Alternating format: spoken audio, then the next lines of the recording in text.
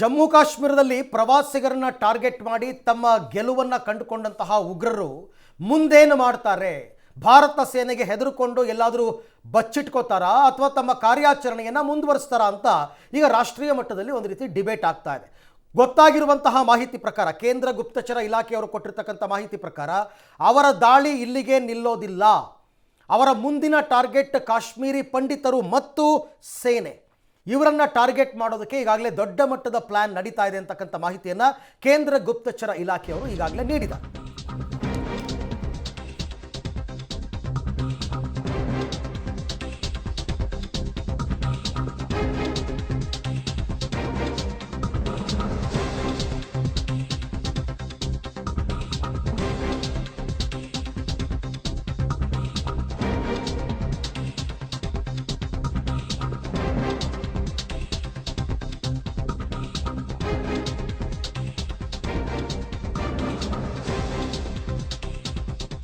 ಕಾಶ್ಮೀರಿ ಪಂಡಿತರೇ ಉಗ್ರರ ಮುಂದಿನ ಟಾರ್ಗೆಟ್ ಅಂತ ಹೇಳಲಾಗ್ತಾ ಇದೆ.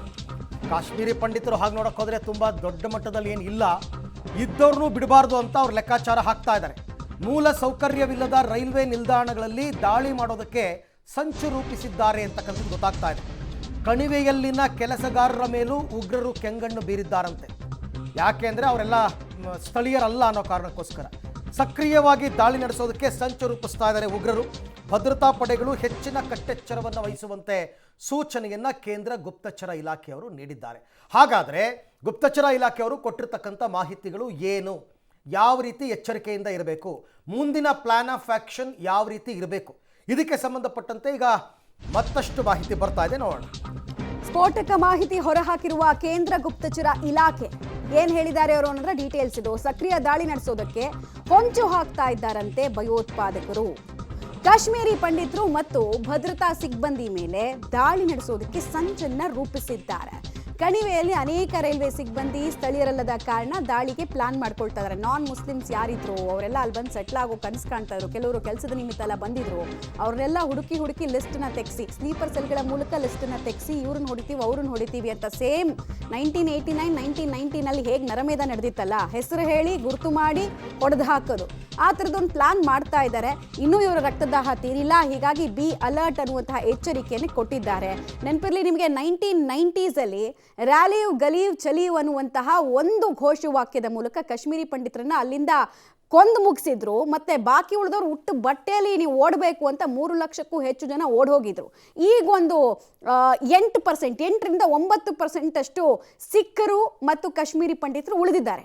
ಅವ್ರನ್ನೂ ಕೂಡ ಕಂಪ್ಲೀಟ್ ಆಗಿ ವಾಶ್ ಮಾಡಿಬಿಡೋಣ ಅಂತ ಒಂದು ಪ್ಲಾನ್ ಅನ್ನು ಹಾಕೊಳ್ತಾ ಇದ್ದಾರಂತೆ.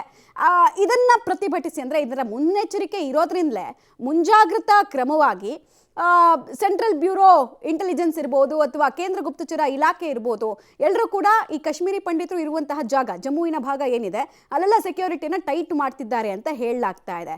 ತಮ್ಮದೇ ದೇಶದಲ್ಲಿ ಧರ್ಮದ ಕಾರಣಕ್ಕೋಸ್ಕರ, ಹಿಂದೂ ಅನ್ನೋ ಕಾರಣಕ್ಕೋಸ್ಕರ ಯಾರಾದರೂ ನಿರಾಶ್ರಿತರು ಇದ್ದಾರೆ ಅಂತ ಕೇಳಿದ್ರೆ ಇವತ್ತಿಗೂ ನಾವು ತೆಗೆದುಕೊಳ್ಳುವಂತಹ ಹೆಸರು ಅದು ಕಾಶ್ಮೀರಿ ಪಂಡಿತರು. 800ಕ್ಕೂ ಹೆಚ್ಚು ಜನರನ್ನ ನರಮೇಧ ಮಾಡಿದಂತಹ ವಿಚಾರವನ್ನು ಟೆರರಿಸ್ಟ್ಗಳೇ ಒಪ್ಕೊಂಡಿದ್ದಾರೆ. ನಾನು ಮೊನ್ನೆ ಕೂಡ ಹೇಳ್ತಾ ಇದ್ದೆ ನಿಮಗೆ, ಬಿಟ್ಟಾ ಕರಾಟೆ ಅಂತ ಒಂದು ಇಂಟರ್ವ್ಯೂ ಇದೆ ಆ ಟೆರರಿಸ್ಟ್ದು. ಅವ್ನು ಹೇಳ್ತಾನೆ, ಹೌದು ನಾವು ನರಮೇಧ ಮಾಡಿದ್ವಿ ಅಂತ ಒಪ್ಕೊಳ್ತಾನೆ. ಅವನಿಗೆ ಶಿಕ್ಷೆ ಆಯ್ತಾ ಕೇಳಿದ್ರೆ ನೀವು ಗೂಗಲ್ ಸರ್ಚ್ ಮಾಡಿ ಅದ್ರಲ್ಲಿ ಉತ್ತರ ಸಿಗುತ್ತೆ ನಿಮಗೆ, ಏನಾಗಿದೆ, ಅವನು ಹೆಂಗಿದ್ದಾನೆ, ಅವ್ನು ಹೆಂಡ್ತಿ ಯಾರು ಅಂತೆಲ್ಲ. ಸೊ ಮುಂದುವರೆದು ರೈಲ್ವೆ ಇಲಾಖೆ ಸಿಬ್ಬಂದಿಗಳನ್ನು ಕೂಡ ಟಾರ್ಗೆಟ್ ಮಾಡಿದ್ದಾರಂತೆ. ಒಟ್ಟಲ್ಲಿ ನೆಮ್ಮದಿಯಿಂದ ಕಾಶ್ಮೀರ ಇರಬಾರ್ದು ಅನ್ನೋದು ಒಂದು ಸೋಲ್ ಪರ್ಪಸ್ಸು ಈ ಉಗ್ರಗಾಮಿಗಳಿಗೆ ಇದೆ.